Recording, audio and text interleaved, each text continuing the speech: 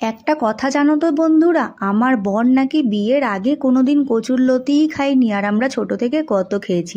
আসলে এখানেই বাঙাল আর এদেশীয়দের মনে হয় তফাৎ আছে। মা প্রচুর করতো এসব, আর ওর মা কোনোদিনই করেনি।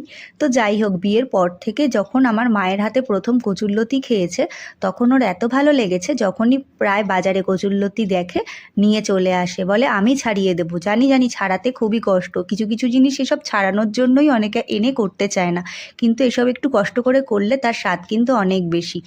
তো দেখো, চিংড়ি মাছ ভাজছি, আগে নুন হলুদ দিয়ে কচুটাকে একটু সেদ্ধ করে নিচ্ছি। আর চিংড়ি মাছ ভাজা দেখেই পুকু চলে এসছে রান্নাঘরে নিতে। ও যখনই আমি মাছ ভাজি, ও রান্নাঘরে একবার আসবেই বাড়িতে থাকলে। তো চলো, কচুরলতিটা আজকে তোমাদের সাথে শেয়ার করি। একটু নুন হলুদ দিয়ে কচুরলতিগুলো হালকা সেদ্ধ করে নিয়ে ওই 5 মিনিট মতন ভাপিয়ে নিয়েছি, ভাপিয়ে ঝুড়িতে ঢেলে রেখেছি। তারপর চিংড়ি মাছগুলো নুন হলুদ দিয়ে ভেজে তুলে রেখে একটু সর্ষের তেলের মধ্যে কালো জিরে ফোড়ন দিয়ে, তেলটা একটু বেশিই লাগে কচুরলতিতে, তবে টেস্ট হয়।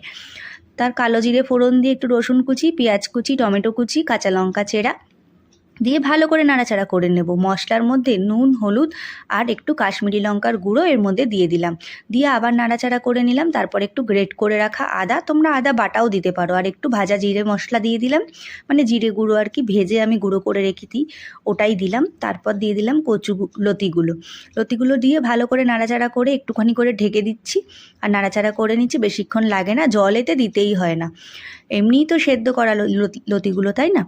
তো যাই হোক, তারপর দিয়ে দিলাম ওর মধ্যে একটুখানি সামান্য সর্ষে বাটা, আর দিয়ে দিলাম ওই চিংড়ি মাছ ভাজাগুলো। চিংড়ি মাছের বাটি দেখে যেন কিছু বলতে এসো না, কিছু কিছু বাসনে আমাদের মায়া পড়ে গেছে, তাই ছাড়তে পারি না। যেমন এই থালাটা বেঁকে গেছে, তাও ঢাকা দেওয়ার জন্য এটাই বেস্ট।